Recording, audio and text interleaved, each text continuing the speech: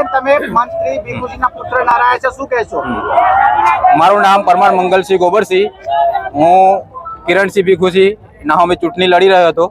એ 623ની લીડથી જીત્યો છું અને તે મારા મત છે 1374.